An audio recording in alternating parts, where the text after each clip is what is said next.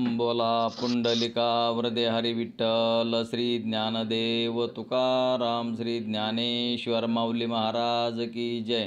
गोपाल श्री कृष्ण भगवान की जय। सच्चिदानंद रोहिदास भगवान की जय। सब संतन की जय। मुक्ता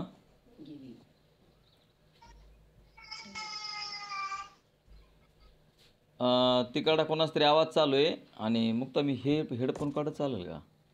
हां म्हणजे सगळ्यांनाच आवाज आहे ना असं मला वाटते व्यवस्थित.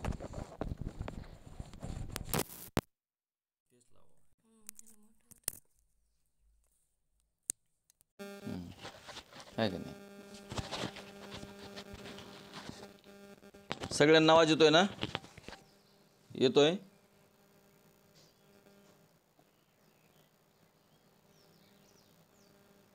येतोय का आवाज? सगळ्यांना येतोय आवाज? हां बरं बरं. तर आपल्याला आता आणखीन नवीन म्हणजे आपण बऱ्याच वेळेस पंचीकरण घेतलेलं आहे, पण आता आणखीन बी इच्छा आहे किंवा पंचीकरण डबल चालू करा. तर आपण पंचीकरणच घेत आहोत. म्हणून सद्गुरू सच्चिदानंद रोहिदास बाबांच्या कृपेने जे बाबा आपल्याकडून जे काय करून घेत आहेत ते योग्यच आहे. तर पंचीकरणाचा आपला पहिला पाठ आहे आणि त्या पहिल्याच पाठामध्ये ओम तत्सत श्री परमात्मे नम अथ सार्थ सटिक पंचीकरण प्रारंभ. तर हे पंचीकरण घेण्याचा हेतू म्हणजे आपले कुंभार साहेब कोसारी कुंभार साहेब यांनी डबल आणखी पंचीकरण घ्या असं म्हटल्यामुळं म्हणजे आम्हाला बी त्याची परत उजळणी होईल आणि तुम्हा सर्वांना पण परत उजळणी होते. आणि भगवान ये पंचीकरण असो, विचारसागर असो किंवा कोणतेही ग्रंथ असोत, भगवंताचं नामचिंतन जर आपण करत असू तर हे पंचीकरण विचारसागर ऐकण्याची इच्छा होत असते. त्या पंचीकरण आणि विचारसागर ऐकून याचं फल काय आहे तर सकल दुःखाची निवृत्ती आणि परमानंदाची प्राप्ती. तर आपण बार जन्मतो आणि बार मरतो, हे जे आपल्या पाठीमागं मृत्यूचं चक्र लागलेलं आहे, तर त्या चक्रातून आपली सुटका व्हावी, जन्ममरणाच्या चक्रातून सुटका व्हावी म्हणण्यापेक्षा आपल्याला जन्ममरणच नाही असं आपल्याला शेवटी ज्ञान होत असतं. आणि आपण स्वरूप आहोत, आपण आत्मस्वरूप आहोत आणि आत्मस्वरूप हे परब्रह्माशी एकरूपच आहे हे आपल्याला कळण्यासाठी ह्या पंचीकरणाचा अभ्यास आहे. मग आता हे पंचीकरणामध्ये श्रीगुरूला नमस्कार करण्यासाठी त्यांनी सुरुवातीला श्रीगुरूला वंदन केलेलं आहे आणि श्रीगुरूला वंदन करण्यासाठी त्यांनी पंचीकरणाच्या सुरुवातीलाच परमशांती निर्विकल्पवर्ती आहेच्या स्थितीशी संयुक्त असणारे म्हणजे सद्गुरूचं हे पहिलं लक्षण आहे. परमशांती निर्विकल्पवर्ती अशा स्थितीशी संयुक्त असणारे काम क्रोध लोभ मद मत्सर दंभ अहंकार यांचे शत्रू आणि संसार रूप समुद्रावर तत्वबोधरूपी सेतू पूल बांधणारे आणि ब्रह्मविद्येने शोभायमान असणारे माझे सद्गुरू सच्चिदानंद रोहिदास बाबा यांना नमस्कार करून आपण या पंचीकरणाला सुरुवात करत आहोत. पंचीकरण शिकल्यामुळे आपल्याला आत्मनात्म विवेक सुचत असतो. आपण या जन्मी किंवा पूर्वजन्मी आपले जे आपण निष्काम कर्म उपासना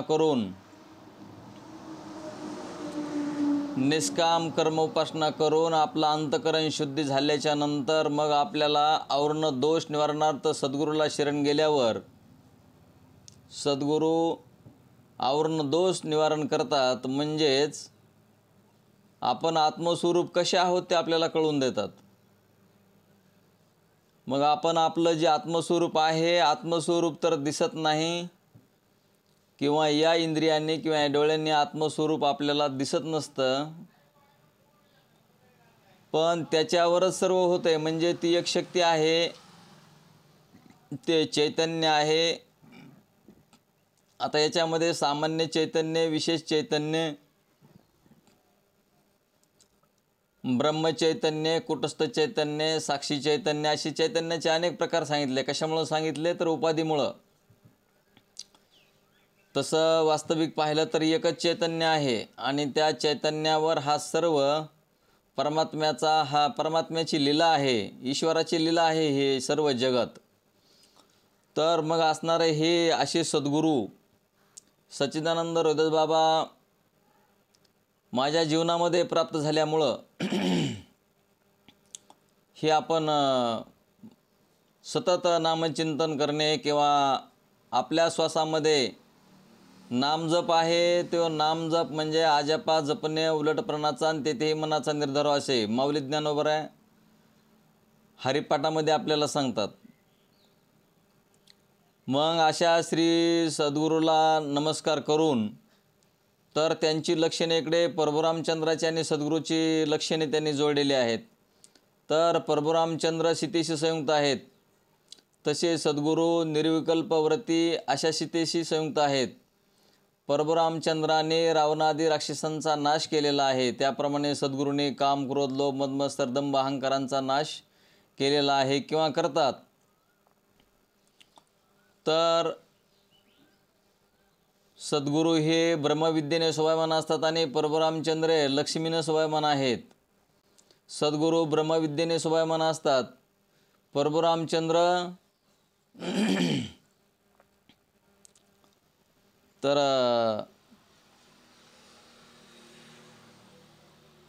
सद्गुरू हे आपल्या मुमुक्षुजनांना तारून नेण्यासाठी तत्वबोधरूपी सेतू बांधतात आणि प्रभुरामचंद्रानं त्यांचं सैन्य पार करण्यासाठी सेतू म्हणजे पूल बांधला. त्याप्रमाणे आपण असणारा हा संसार म्हणजे जन्ममरणाचा संसार, त्यातून आपण पलीकडे म्हणजेच मोक्ष काय आहे हे कळण्यासाठी आपल्याला या पंचीकरणाची जरुरी आहे. म्हणून या पंचीकरणामध्ये सुरुवातीला हे सद्गुरूला वंदन केलेलं आहे आणि सद्गुरूला वंदन करून आपण या पंचीकरणाचं विशेष रूपानं आपण माहिती करून घेऊन आपण सच्चिदानंद आत्मा ब्रह्मरूप कसे आहोत हे आपल्याला कळणं अत्यंत गरजेचं आहे. तर याच्यामध्ये प्रथमतः अनुबंध चतुष्ट सांगितलेला आहे. अनुबंध चतुष्ट, मग ह्या अनुबंध चतुष्टामध्ये अधिकारी, विषय, संबंध आणि प्रयोजन. अधिकारी, विषय, संबंध आणि प्रयोजन. मग आता इथे अधिकारी म्हणजे नेमकं काय, तर अधिकारी असल्याशिवाय त्याला विषय कळत नाही, विषय असल्याशिवाय संबंध कळत नाहीत आणि संबंधाशिवाय म्हणजे एकूण मकावर एक एक हे अवलंबून आहे. तर प्रयोजन काय आहे, सकळ दुःखाची निवृत्ती आणि परमानंदाची प्राप्ती. तर हे अनुबंध चतुष्ट, अणु म्हणजे सूक्ष्म, अणु म्हणजे वेगवेगळा पार्ट. तर ह्या चाराने युक्त म्हणजे अधिकारी, विषय, संबंध आणि प्रयोजन. अधिकारी, संबंध, विषय, संबंध आणि प्रयोजन ह्या चारामध्ये ज्याची प्रवृत्ती होईल तर त्यांनाच ज्ञानेश्वरी, तुकारामगाथा किंवा जे जे आपले उपनिषद, भगवद्गीता जे बी ग्रंथ असतील साधू संतांनी लिहिलेले, तर ह्या चारांचा अभ्यास ज्यांचा होईल किंवा हे अधिकारी, विषय, संबंध आणि प्रयोजन काय आहे हे ज्यावेळेस आपल्याला कळेल, याचा अभ्यास होईल. म्हणजे हे आपल्याला इंग्लिशच्या जशा बाराखड्या असतात आणि इंग्लिशच्या बाराखड्या पाठ करून शब्द पाठ करावे लागतात, त्याप्रमाणे हे अधिकारी म्हणजे नेमकं काय आहे ते आपल्याला कळालं पाहिजे. आणि आपण अधिकारी आहोत का नाही हे आपण आपल्यालाच चेक करता येतं. इथं डिग्री दुसऱ्याला लावायची जरुरी पडत नाही, स्वतःलाच आपण चेक करू शकतो. मग आता इथं या पंचीकरणाचा अधिकारी कोण आहे, मग तुम्ही म्हणता कोण आहे, तर इथं सर्वच अधिकारी आहेत असं म्हटलेलं आहे शास्त्रानं. कारण की प्रत्येकाला सकल दुःखाची निवृत्ती आणि परमानंदाची प्राप्ती व्हावी असं वाटत असते, किंवा मी कधीच दुःखी असू नये असं वाटतं. मग सुखी असं वाटत असेल तर मग या ग्रंथामध्ये प्रवेश होण्यासाठी मुमुक्षु असावा लागतो, म्हणजे अधिकारी असावा लागतो. आणि हा अधिकारी अधिकाऱ्याचे, आता हे आपल्याला अनुबंध चतुष्ट कळालं आहे की नाही, अधिकारी, विषय, संबंध आणि प्रयोजन. तर त्यामध्ये अधिकारी कोणाला म्हणायचं, अधिकाऱ्याचे लक्षणं काय आहेत, म्हणजे त्या लक्षणावरून आम्हाला अधिकारी ओळखता येईल. तर पहिलं लक्षण आहे अधिकाराचं आत्मनात्म विवेक. आता या जगतामध्ये आत्म्याबद्दल विचार करतात का अनात्म्याबद्दल विचार करतात? तर सरासरी अनात्म्याबद्दल विचार करणारे आपल्याला भेटतात. या मायावी संसाराचा विचार करणारेच आपल्याला भेटतात. मी कोण आणि देव कोण असं कोणालाही प्रश्न सरासरी जास्त पडत नाही.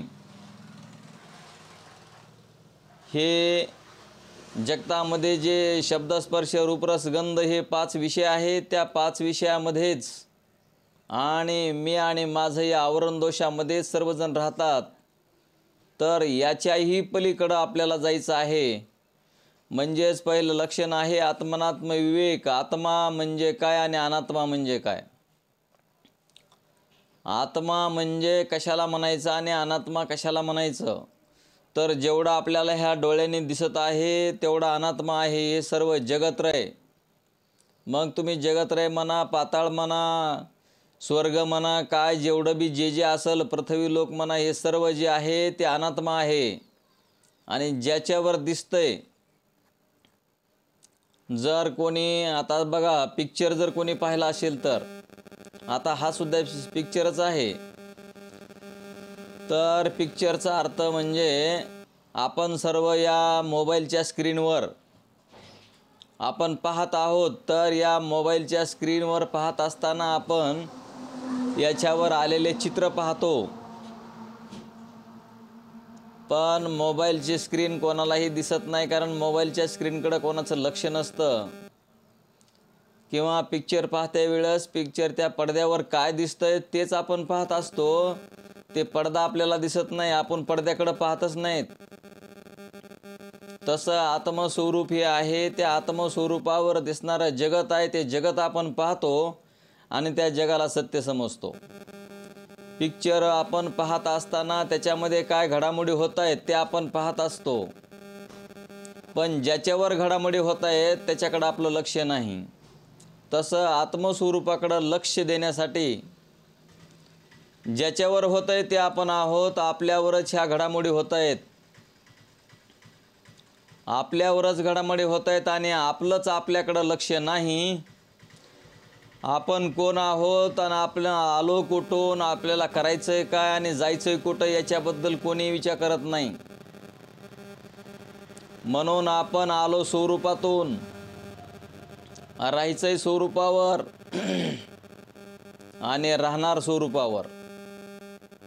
मग आता आपल्याला जर सुख पाहिजे असेल, ते सुख आपण सुखरूप होऊन जर आपल्याला राहायचं असेल तर साधू संतांच्या मार्गाने जावं लागतं. साधू संत आपल्याला अधिकारी सांगतात. म्हणजे आपण अधिकारी आहोत का? तर आत्मनात्म विवेक. आपल्याकडं आत्मा काय आणि अनात्मा काय याचा विचार आहे की नाही आपण आपल्याकडं तपासून पाहावं. आत्मनात्म विवेकाच्या नंतर वैराग्य असतं. तर वैराग्य म्हणजे ठेविले अनंत तैशीच राहावे, चित्त असू द्यावे समाधान. तर हे वैराग्य किंवा ह्या लोकातील आणि परलोकातील भोगांच्या त्यागाची इच्छा. मग तुम्ही म्हणता या सृष्टीतलामध्ये आलेला प्रत्येक जीव, या प्रत्येक जीवाला इतकं वैराग्य कसं असेल? तर आपण ही ईश्वरानं निर्माण केलेली सृष्टी आहे. ती सृष्टी म्हणजे आपण नाही, ईश्वरानं निर्माण केलेलं आहे. तर ईश्वरानं निर्माण केलेली ही सृष्टी आणि त्या सृष्टीमधलं हे शरीर सुद्धा ईश्वरानंच निर्माण केलेलं आहे. पंचमहाभूत ईश्वरानंच निर्माण केलेले आहेत.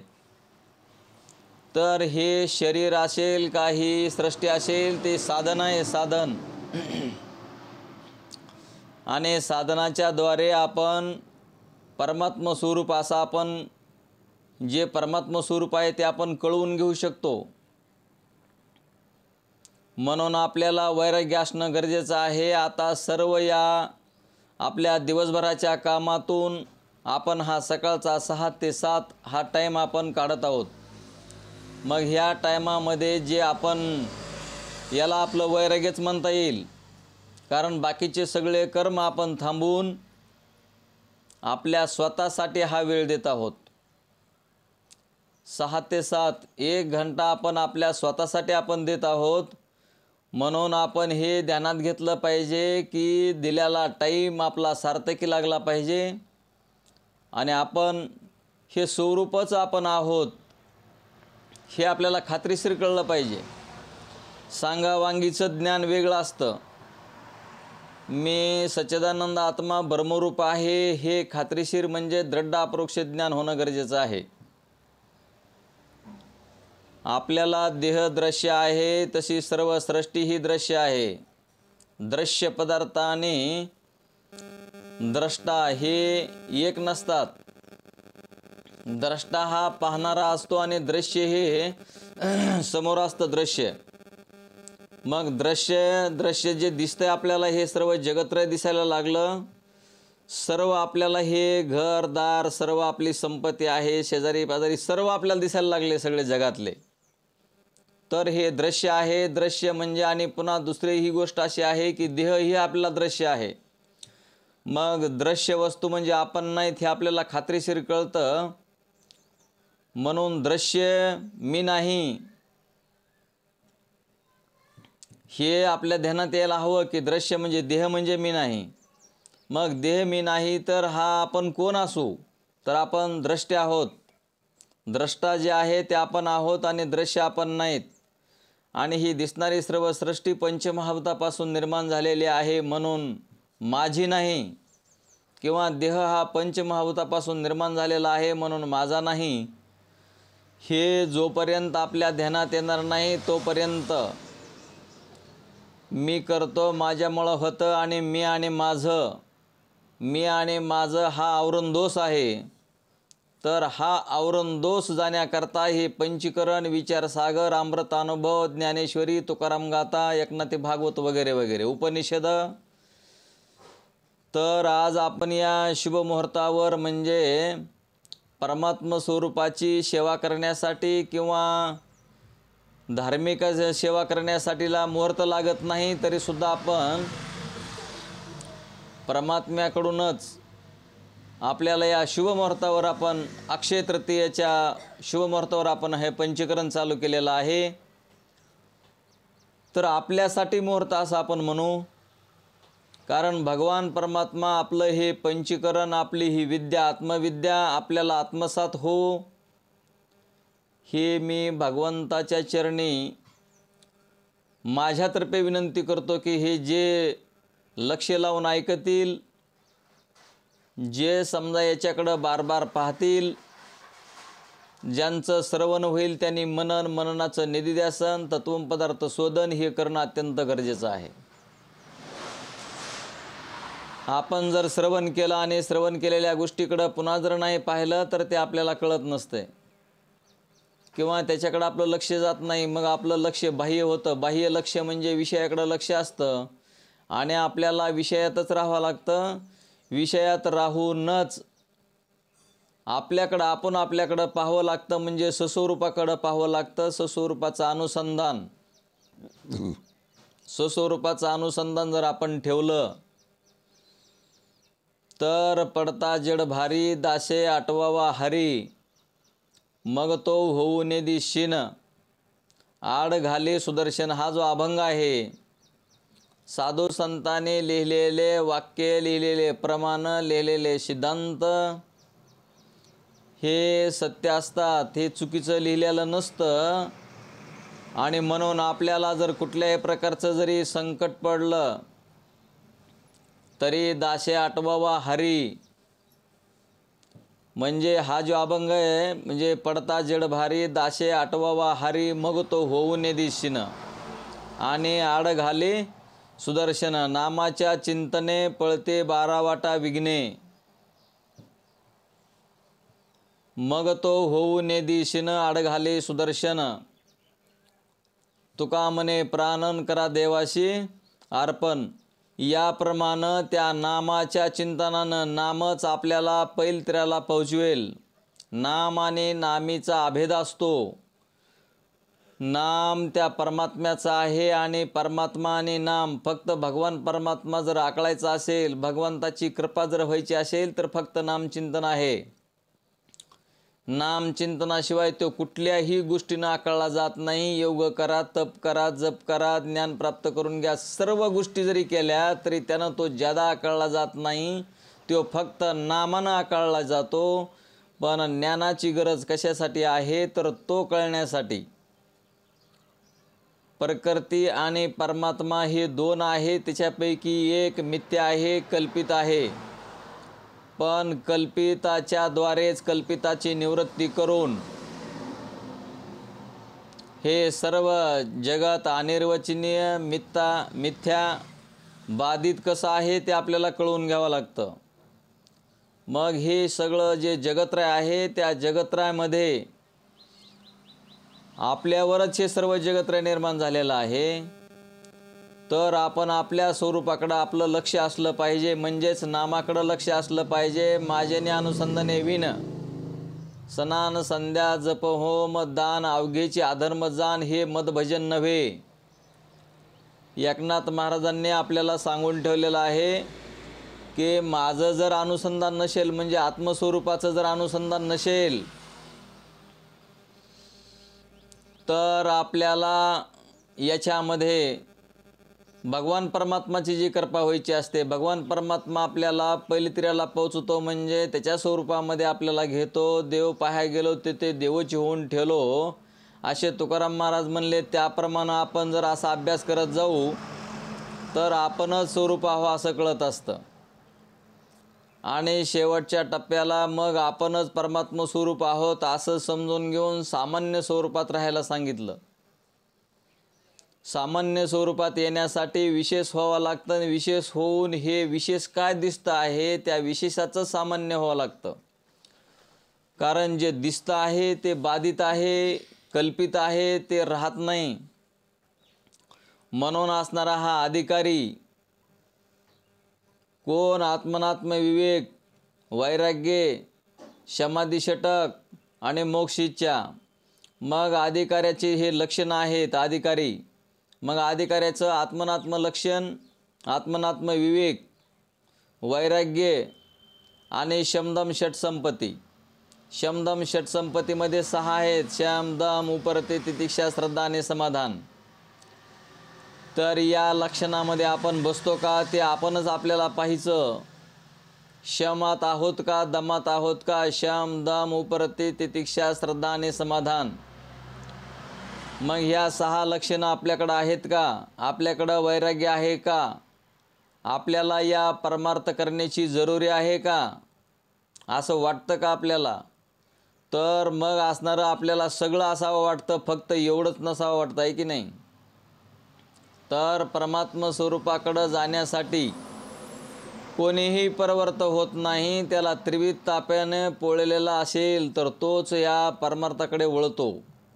ज्याला असं वाटतं की व्यावहारिक सत्तेमध्ये मला काही कमी नाही, मला कशाची जरुरी नाही, कोण देव कशाचं, पण एवढं मात्र नक्की आहे, ज्या वेळेस संकट घेरतात, ज्या वेळेस आपल्याला दुःख होतं, संकट येतात, त्यावेळेस मात्र आपल्याला परमात्म स्वरूपाची, देवाची आठवण येते. आणि मग देवा माझ्याच पाठीमागं असं का, मला दुःख का?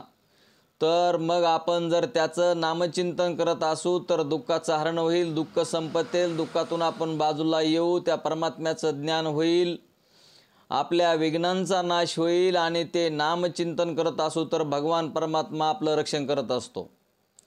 पण आपण त्या नामावर आरूढ नसू, आपण जर असणारे ह्या बाह्य विषयाकडेच लक्ष देत असू, शब्द स्पर्श रूप रस गंध ह्या 5 फण्याचा सर्प आपल्याच जवळ म्हणजे आपल्या शरीरालाच वेढलेला आहे. या सर्पाच्या नादी जो लागल त्याचं विष त्याला चढल्याशिवाय राहणार नाही.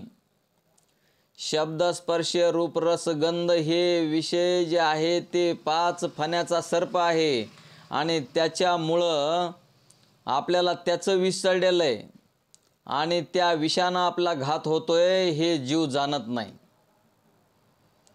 मग याच्यावर या सापाचं विष ज्याला चढलेलं आहे त्या सापाचं विष उतरण्यासाठी सद्गुरूची आवश्यकता आहे.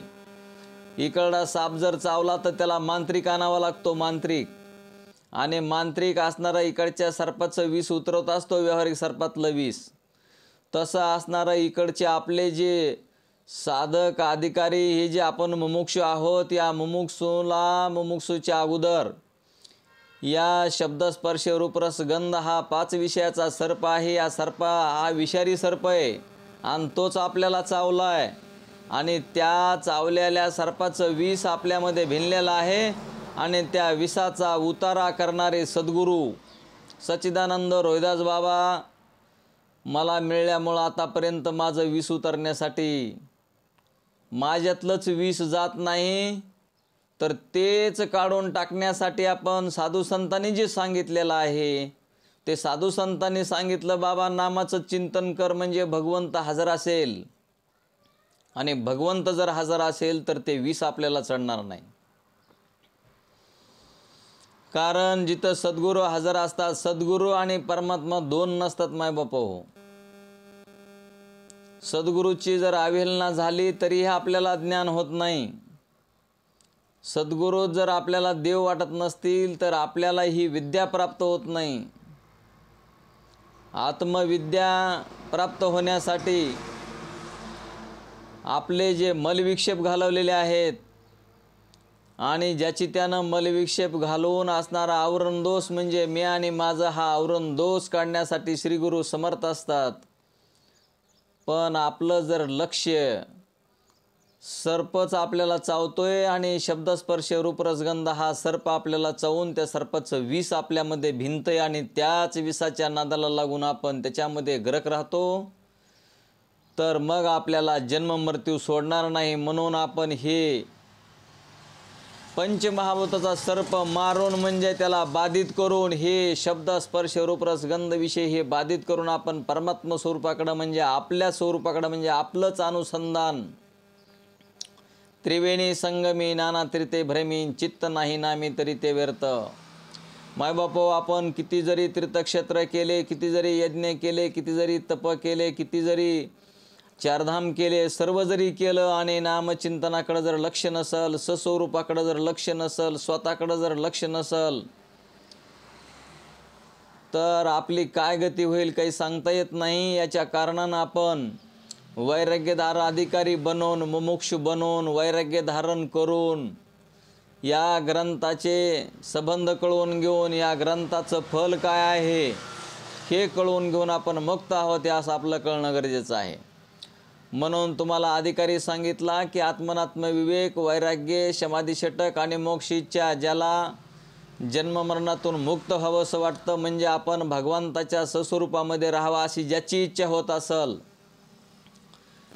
माऊली ज्ञानोबराय सांगतात ज्ञानेश्वरीमध्ये, आस्तेची या महापुरी रिक्ता ती कोटीवरी प्राप्तीच्या पहिले तरी विपायला निघे.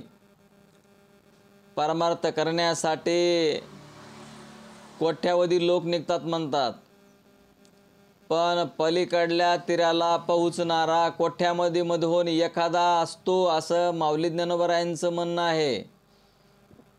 मग आपण म्हणू की आपला नंबर लागेल का नाही? आपला नंबर जेव्हा लागायचा असेल तेव्हा लागेल. पण भगवान परमात्माची मनोभावे नामचिंतन करून आपण नामचिंतनावर लक्ष देत नाहीत, स्वस्वरूपाकडंच लक्ष नाही, म्हणून आपल्याला हे कळत नाही, ही विद्या प्राप्त होत नाही. म्हणून आपण आपल्याकडंच लक्ष म्हणजे स्वस्वरूपाकडं लक्ष म्हणजे नामाकडं लक्ष. नाम म्हणजे तुम्ही म्हणता काय आम्हाला जरा नामाचा अर्थ, तर अनुग्रह हेच नाम आहे, प्रबोध हेच नाम आहे आणि ते श्वासोश्वासामध्ये चालू आहे, त्याच्याकडं लक्ष असलं पाहिजे. आपण दिवसभर कारभार करतो, सर्व व्यवहार करतो, तर श्वासाकडं लक्ष आपलं किती वेळेस असतं ते आपणच आपलं पाहवा परीक्षा करून. श्वासाकडं आपण कधी लक्षच आपलं जातं की नाही? ज्यांचं श्वासाकडं लक्ष जात असेल, जे श्वास काय म्हणतोय ते जर आपण लक्ष देत असू, जर आपला प्राण कंट्रोल केला प्राण जर कंट्रोल केला आणि प्राणाकडे जर आपलं लक्ष असेल, त्या प्राणामध्येच नाम आहे आणि प्राणाचंच कार्य आहे नामचिंतन करण्याचं. आपण तर साक्षी आत्मा कुटस्थच आहोत. प्राण भजन करतंय म्हणजे जीवा त्या आत्मस्वरूपाच्या सत्तेवर प्राणाचं कार्य चाललेलं आहे आणि प्राण हा 21,600 वेळेस आजपा जप आपला चालू होतो. तो आजपा जपाकडं कमीत कमी किती वेळ आपलं लक्ष जातं त्याच्याकडं, त्या नामाकडं, तर ते आपण लक्षात ठेवलं पाहिजे. सतत आपण नामावर आरूढ राहिलं पाहिजे. मग भगवान परमात्मा आपलं रक्षण करतो. हे त्रिकालाबाधी सत्य आहे. म्हणून आपण असणारं त्या भगवान परमात्माचं नामचिंतन करून भगवंताची पूजा करणे म्हणजे आपणच आपल्याकडं लक्ष देणे.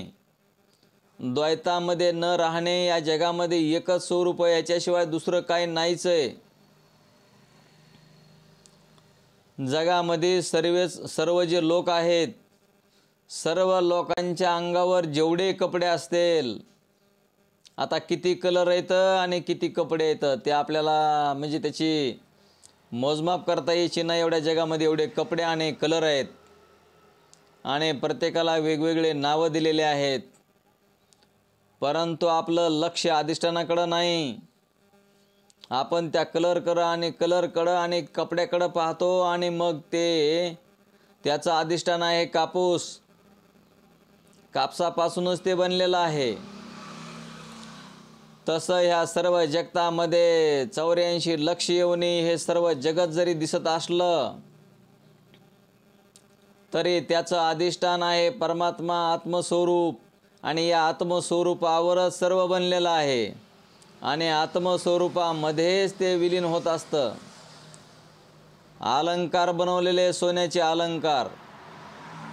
आपण अलंकाराकडं पाहतो, पण आपण सोन्याकडं पाहत नसलो तरी सोन्याशिवाय अलंकार नाही, कापसाशिवाय कपडे नाही.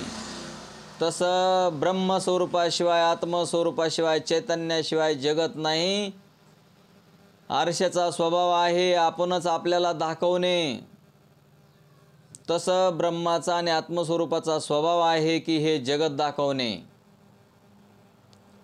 तर त्या परमात्मा स्वरूपावर हे जगत जे बनलेलं आहे ते परमात्मा स्वरूपच आहे, त्याच्याशिवाय वेगळं काही नाही. परंतु ध्यानात घ्यायचं की जोपर्यंत आपल्याला ज्ञान होत नाही तोपर्यंत आपली अशी बुद्धी झालेली असते की हे जगत वेगळं आहे आणि देव वेगळा आहे म्हणून.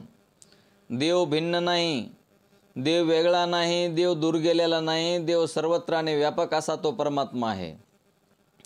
म्हणून आपण अधिकारी बनून, अधिकाऱ्याचे लक्षणांगी बांधून मग ह्या ग्रंथाचा विषय काय आहे, जर कोणी अधिकारी असेल तर या ग्रंथाचा विषय समजून घ्यावा लागतो. आणि ग्रंथाचा विषय आहे जीवब्रह्म ऐक्य ज्ञान. जे तुमचा आमचा जीव आहे तोच ब्रह्मरूप आहे.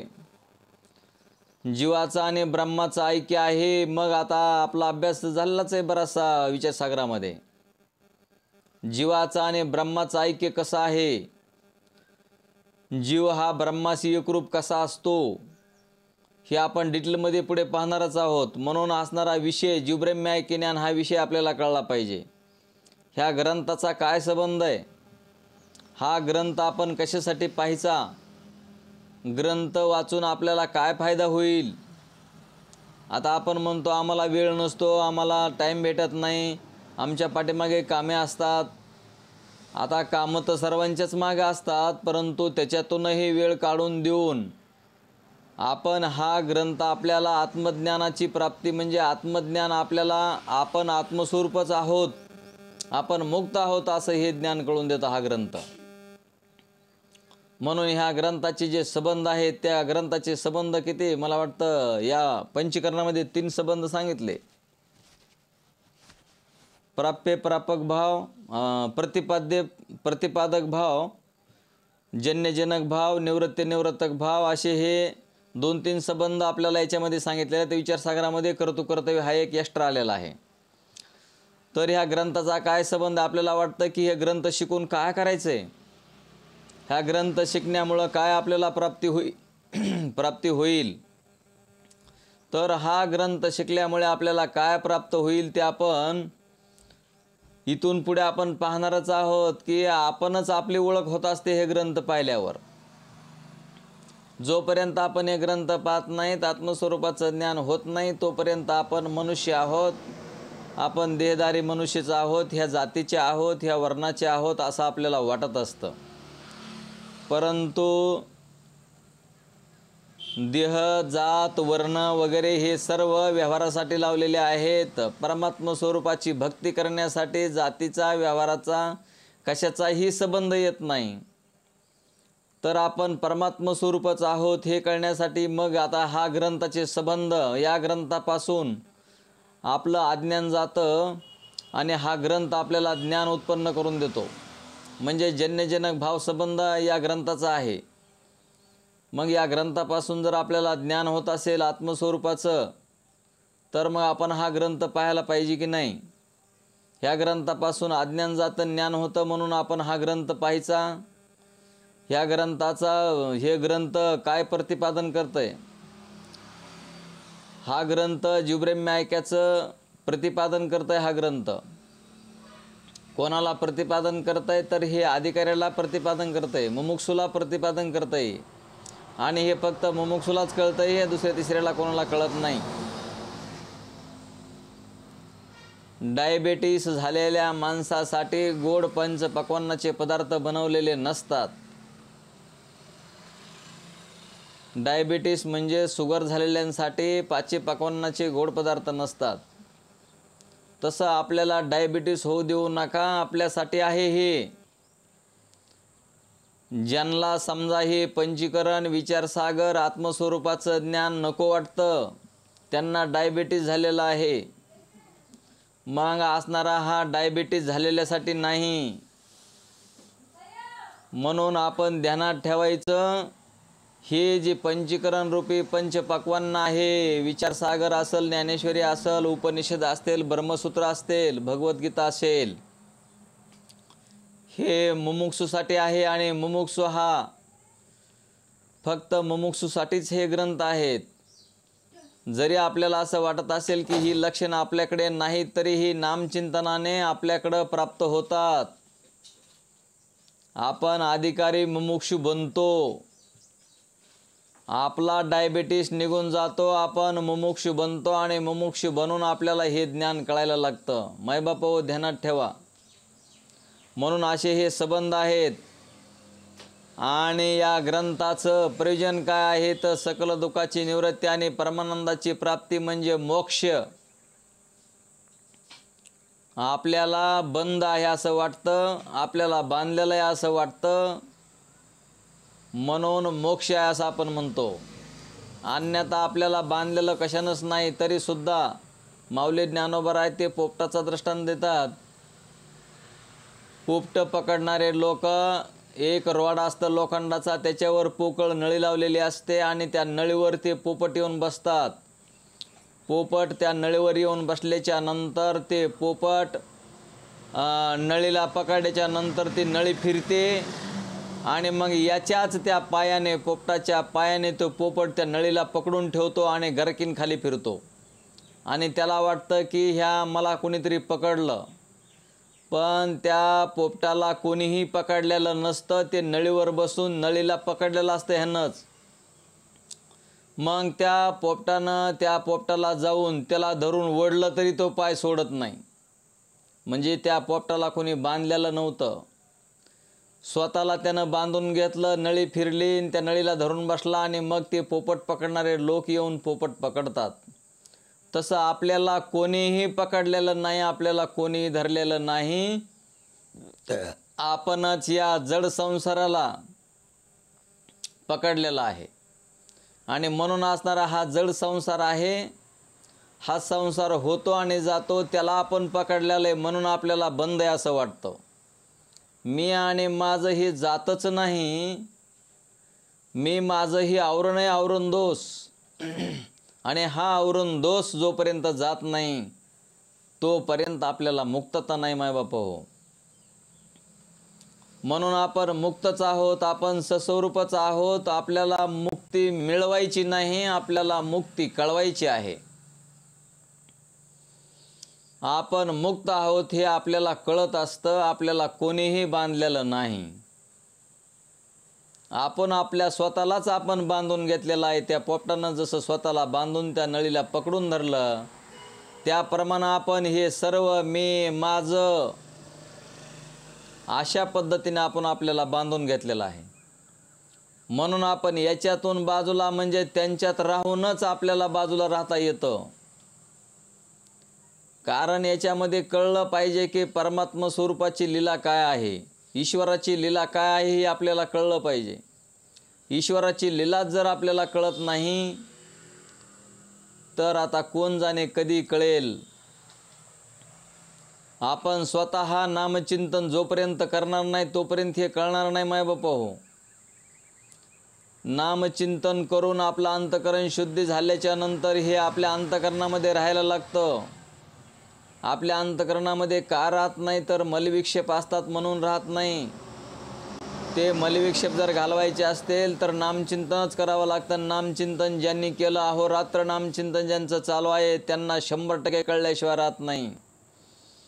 मग तुम्ही म्हणता अहोरात्र नामचिंतन, रात्री झोपते वेळेस आम्ही झोपी जातो, मग आमचं नामचिंतन चालू असेल का?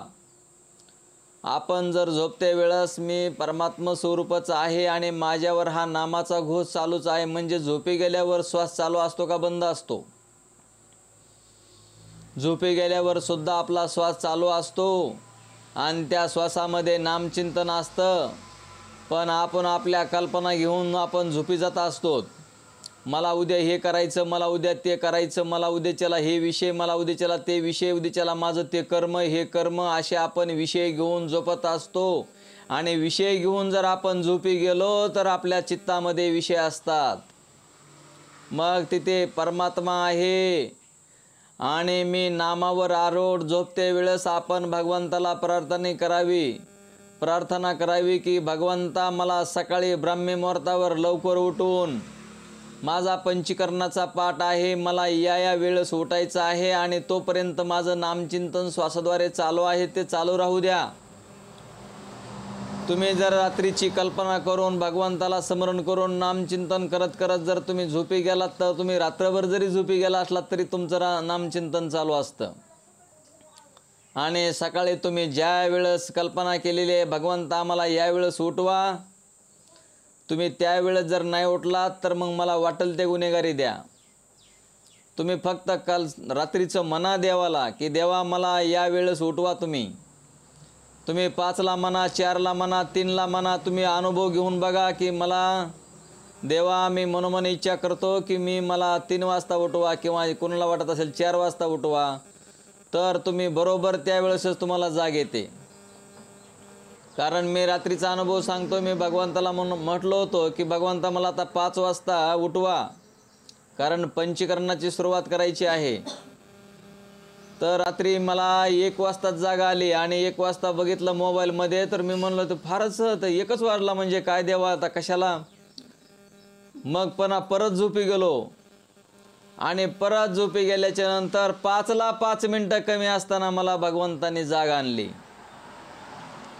5ला 5 मिनटं कमी असताना.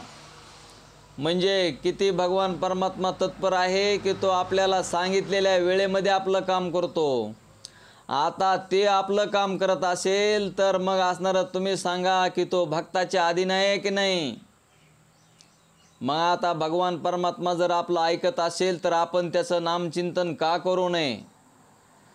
आपण ही देह जड आहे आणि ह्या देहाची जी शक्ती आहे आपल्यामध्ये, आपली म्हणजे आपण आत्मस्वरूप आहोत आणि या शक्तीवरच सर्व कारभार चालतो. आपल्याला एक श्वास सुद्धा घेता येत नाही त्या परमात्म्याच्या व्यतिरिक्त. मग त्या परमात्म्याने एवढं आपल्याला अमूल्य असं शरीर दिलेलं आहे. त्या अमूल्य अशा शरीरापासून त्याची प्राप्ती करण्यासाठी जर आपण 1 घंटा दिला तर काय बिघडतं. पण आपलं लक्ष त्या नामाकडे राहावं. मायबापा ध्यानात ठेवा, नामचिंतन करा आणि या पंचीकरणाकडे बार बार बघा. पंचीकरण का बघायचं आहे तर आपल्याला अधिकारी कळला पाहिजे. आपण अधिकारी आहेत का नाही आपणच तपासायचं आहे.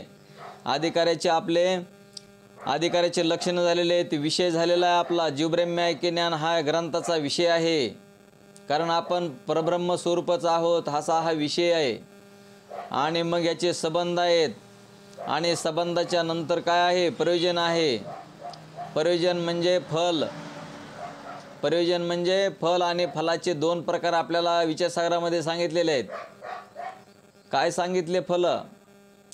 परमप्रयोजन आणि अवांतर प्रयोजन. परमप्रयोजन म्हणजे सकल दुःखाची निवृत्ती आणि परमानंदाची प्राप्ती, आणि अवांतर प्रयोजन म्हणजे विषय जीवब्रह्म ऐक्य ज्ञान. जीवब्रह्म ऐक्य ज्ञान हे साधन आहे परमप्रयोजनाचं. सकल दुःखाची निवृत्ती आणि परमानंदाची प्राप्ती ज्यांना हवीशी वाटत असेल त्यांनी असणारा हा ग्रंथाचा जो विषय आहे जीवब्रह्म ऐक्य ज्ञान हे साधन आहे. या साधनाच्या द्वारे आपल्याला मोक्ष आहे हे आपल्याला कळून घ्यायचं आहे. देव कुठं गेला नाही, आला नाही, देव जसा आहे तसाच आहे. म्हणून आपण असणारं ते आत्मस्वरूप आहे. आणि म्हणून आपण काय केलेलं आहे की आज आपण अनुबंध चतुष्ट पाहून अधिकाराची लक्षणंसुद्धा आपण पाहिलेले आहेत. तर म्हणून आपण उद्याच्याला आपल्याला काय होईल, आता आपण मुमुक्षूचं लक्षणसुद्धा आपण आता मुमुक्षूचं लक्षण काय माहिती आहे का? संसार बंधनापासून मुक्त होण्याची जी तीव्र इच्छा तिचे नाव मुमुक्षुता, मोक्ष इच्छा. आता संसार बंधन हे नाहीच आहे मायबापा हो. आपण लावून घेतलेलं आहे त्या पोपटानं, जसं त्या नळीला पकडून धरलेलं आहे तसं आपण बंद लावून घेतला. आपल्याला कोणी बांधलं नाही. तुम्ही असा बी विचार करा की आपल्याला याच्यातली कोणची अशी वस्तू की ती बांधून ठेवते. आपल्या घरातल्या कुठल्या वस्तू त्या आपल्याला बांधून ठेवत्याल, कारण जड वस्तू हालचालच करत नाही तर आपल्याला बांधून कोण ठेवेल? आपणच हालचाल करतोय, आपल्यावरच हालचाल होते ना, आपल्यामुळंच हालचाल होते. म्हणजे स्वस्वरूपामुळे हे सर्व क्रिया होतात. पण आपलंच आपल्याकडं लक्ष नाही. म्हणून असणाऱ्या या संसार बंधनापासून मुक्त होण्याची जी तीव्र इच्छा तिचे नाव मुमुक्षुता, म्हणजे मोक्ष इच्छा हे साधन शेवटचे आहे. तर आपण उद्याच्याला एक असा छानसा दृष्टांत आहे, ब्रह्माचा विपरीत बुद्धिविषयक दृष्टांत. तर तो आपण उद्याच्याला पाहू. बोला पुंडलिका वरदे हरी विठ्ठल श्री ज्ञानदेव तुकाराम श्री ज्ञानेश्वर माऊली महाराज की जय. गोपाल श्री कृष्ण भगवान की जय. सच्चिदानंद रोहिदास भगवान की जय. सब संतन की जय. तर असणारे या आजच्या अक्षय तृतीयेच्या मुहूर्तावर सर्वांना मनापासून हार्दिक हार्दिक शुभेच्छा. तुम्ही पंचीकरणाकडे बार लक्ष द्या. नामचिंतन सतत चालू ठेवा.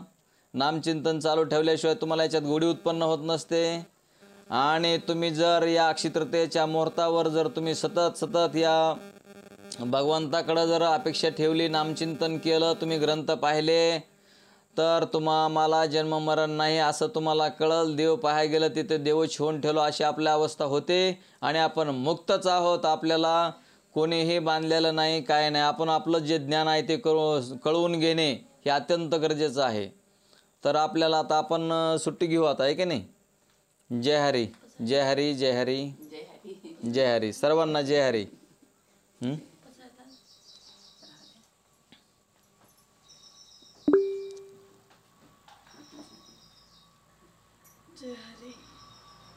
आता हे काय करायचं आता?